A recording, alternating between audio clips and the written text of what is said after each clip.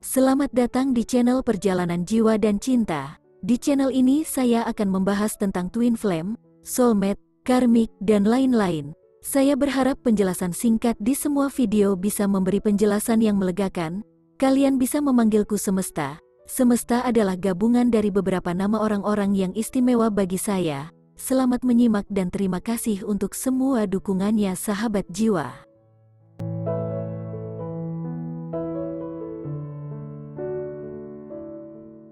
Twin flame adalah kembaran jiwa, sudah tentu secara energi mereka tidak pernah terpisah. Yang terpisah adalah fisik saja, tetapi ada kalanya kita benar-benar merasa terpisah dari kembar jiwa baik secara energi dan fisik. Biasanya ada sebab-sebab tertentu yang menyebabkan perpisahan itu. Yang akan diurai satu persatu berikut ini, akan menjadi jawaban mengapa terjadi perpisahan. Pertama, dia bukan twin flame sejati, dia adalah twin flame palsu. Agar lebih jelas, lebih baik kita pelajari lagi tentang twin flame palsu dan dampaknya pada diri. Dengan begitu kita bisa semakin memahami apakah seseorang yang kita labeli sebagai twin flame, benar-benar twin flame sejati. Bertemu atau terkoneksi dengan twin flame palsu akan memberi lebih banyak kecemasan daripada kedamaian. Perilaku twin flame palsu tidak konsisten atau tidak mendukung perjalanan ini. Kita dan dia memiliki visi masa depan yang berbeda.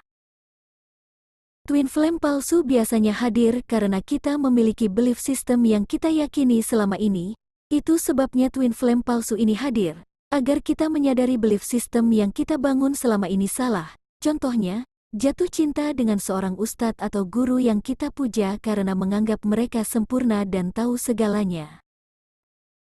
Kedua, si kembar jiwa takut dengan intensitas koneksi.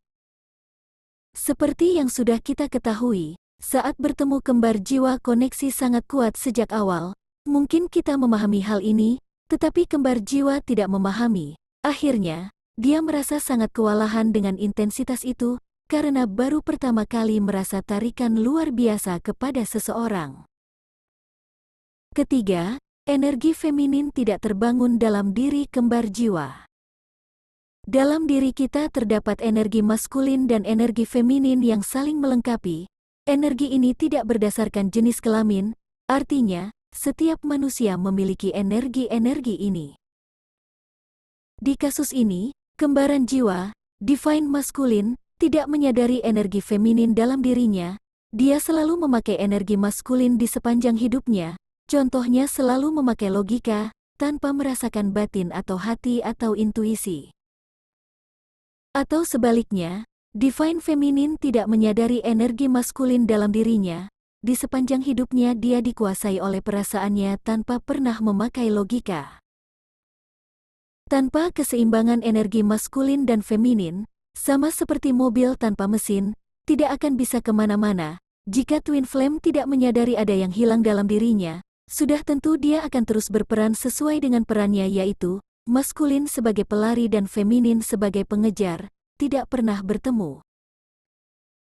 Keempat, kita sendiri yang mendorongnya pergi.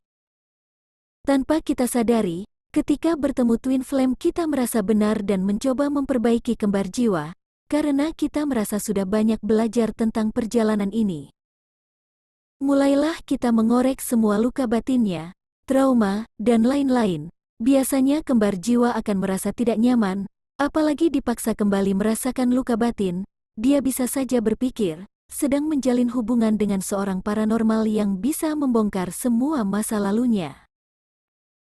Jangan pernah menyamakan perjalanan kita dengan siapapun, karena masing-masing kita mendapat pengalaman yang berbeda.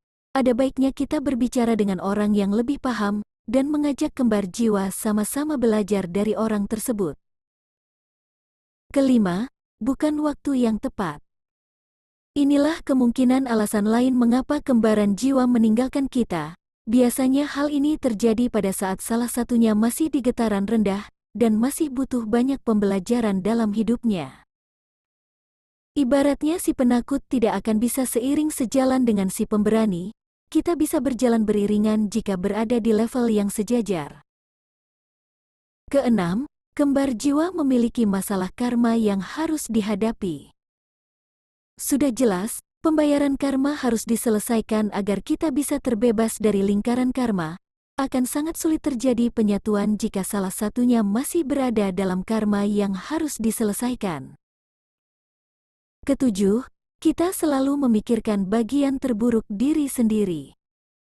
Perpisahan pasangan twin flame pasti terjadi saat salah satunya terus-menerus merasa dirinya buruk, karena apa yang kita pikirkan itu mencerminkan perasaan kembar jiwa. Kembaran jiwa akan selalu merasa ingin pergi karena kita bisa melihat bagian terburuk yang dimilikinya. Dia selalu merasa kita bisa melihat semua hal buruk yang ada pada dirinya. Kedelapan, terus-menerus menilai kembaran jiwa. Poin ini tentang kita yang terus memantau pertumbuhan atau perkembangan kembaran jiwa dengan terus menyindir atau memaksa. Perilaku seperti itu justru akan menjadi toksik dan berkembang menjadi hubungan toksik, karena tanpa kita sadari, ego dan ambisi bermain di situasi tersebut. Walaupun maksud kita baik ingin kembar jiwa segera berubah. Selalu dan utama yang diingat adalah, fokus pada diri sendiri karena kembar jiwa akan mencerminkan apa yang kita lakukan. Kesembilan, bagian yang tidak bisa dihindari. Jangan lupakan, perjalanan twin flame akan melewati 8 tahapan yaitu 1. Merindukan yang satu. 2. Bertemu twin flame. 3. Jatuh cinta. 4. Tahap bulan madu. 5. Tahap kekacauan. 6. Tahap pemisahan. 7. Menyerah, berjalan sendirian bersama Tuhan. 8. Reuni dan kesatuan.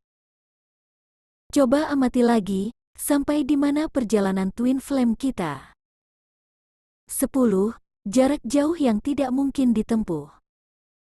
Walaupun di zaman sekarang semua sudah canggih dan gampang untuk bertemu, tetapi jarak jauh yang sulit ditempuh adalah indikasi bahwa koneksi kita tidak ditakdirkan untuk bersatu di kehidupan sekarang ini. Jadi, jangan paksakan diri dengan menjalin hubungan secara online jika kita sendiri sadar pertemuan akan sulit.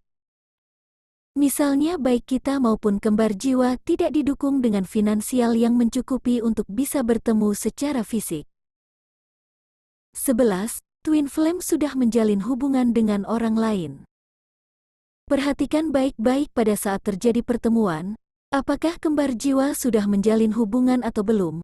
Jika sudah, maka alasan untuk meninggalkan kita akan semakin banyak. Misalnya, kembar jiwa kewalahan dengan koneksi bersama kita, kembar jiwa sedang berada dalam hubungan karmik, kembar jiwa tidak mengenali kita sebagai kembarannya, dan sebab-sebab lain yang akan terus bertambah.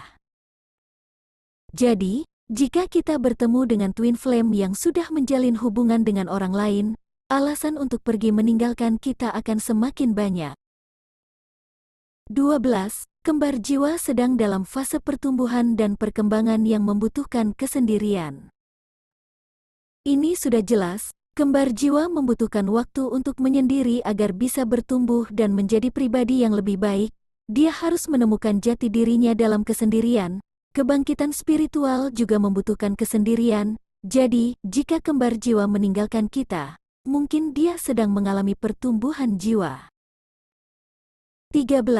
Belum tahu bagaimana mencintai tanpa syarat. Saat kembar jiwa melihat tanda bahaya, semua ketakutan dan masalah yang ada padanya mulai muncul ke permukaan, artinya, kembar jiwa belum mempercayai diri sendiri dan emosinya, sehingga caranya dalam memandang sesuatu berbeda dengan cara kita memandang sesuatu. Jika kita mengatakan sesuatu, kembar jiwa akan mendengarnya dan mengartikannya dengan cara yang berbeda. Tentu saja hal itu membuat kita frustasi karena maksud kita tidak sama dengannya. Jalan yang harus kita ambil adalah bersabar. Selalu ingat, dalam perjalanan ini fokus utama adalah diri kita sendiri. Jadi, kita tidak memerlukan pendapat orang lain agar setuju dengan yang kita pikirkan. Menjaga perasaan dan kesehatan mental kita sangat penting untuk bisa benar-benar memberi dan menerima cinta. Hal itu akan membantu menyatukan kembali diri yang hancur setelah patah hati, mengubah cara kita memandang cinta dan membuat kita lebih nyata dan mandiri dalam hubungan. 14. Ego kembar jiwa yang begitu tinggi menghalangi cinta kita. Inilah salah satu alasan lain mengapa kembaran jiwa meninggalkan kita. Bisa jadi di sepanjang hidupnya kembar jiwa terbiasa menggunakan ego. Itu sebabnya dari waktu ke waktu egonya semakin besar dan menebal. Tentu saja ego akan menghalangi cinta yang murni, karena ego melahirkan ketakutan, dan ketakutan adalah salah satu musuh terburuk cinta. Dengan kata lain, jika ego kembaran jiwa menghalangi jalan, maka si kembar jiwa tidak akan bisa mencintai kita sebesar yang pantas kita terima. Perlu diingat, ego adalah bagian alami dari keberadaan kita sebagai manusia, tetapi semakin bertumbuh seharusnya kita belajar mengelolanya, terutama jika berada dalam perjalanan spiritual seperti perjalanan twin flame. 15. Kembaran jiwa telah memilih jalan lain. Alasan terakhir yang menyebabkan twin flame meninggalkan koneksi adalah, dia telah memilih jalan lain, walaupun sebagai twin flame kita berdua berada dalam perjalanan yang sama, yaitu menjadi lebih spiritual, seimbang, dan bahagia. Namun, kita tidak bisa memaksakan apapun pada kembar jiwa, karena kembar jiwa juga perlu mengatasi masalahnya sendiri. Seharusnya hal itu tidak boleh menjadi alasan untuk bersedih, karena memang pada dasarnya twin flame diarahkan untuk fokus kepada diri sendiri terlebih dahulu, dan terus seperti itu, fokus kepada diri sendiri. Fakta si kembaran jiwa memilih jalan lain seharusnya membuat kita berpikir positif bahwa kembaran jiwa mulai fokus pada dirinya sendiri. Siapa tahu pilihan yang dipilihnya justru akan membawanya kembali kepada kita, di saat kita sudah dalam versi terbaik. Begitu pula si kembar jiwa. Demikian pembahasan kali ini, semoga bisa memberi pencerahan dan kedamaian.